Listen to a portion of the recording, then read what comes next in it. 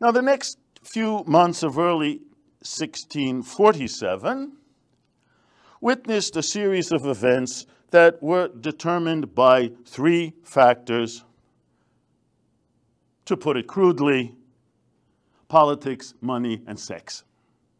What? These people? Aristocrats? Forget it. The Ukrainian insurgent army. The Ukrainian insurgent army, or the UPA. I've put the 4 periods of Rus history on the board, or 4 eras, to just remind us of the chronological framework.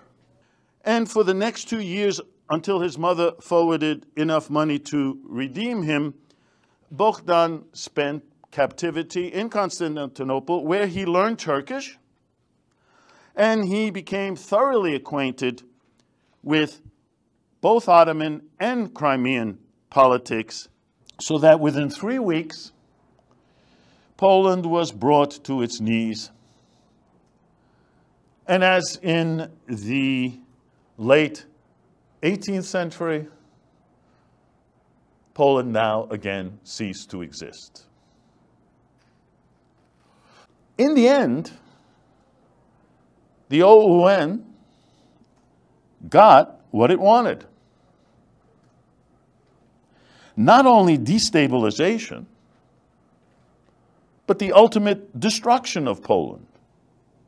As a result of this, the total number of non-Jews in Ukraine who were victims of Nazi extermination policies reached an estimated 3 million people.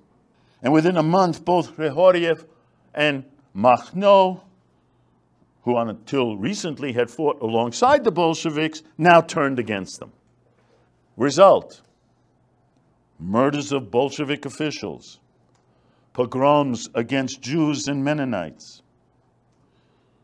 and other well-to-do elements in society, attacks against towns. All of this became the order of the day.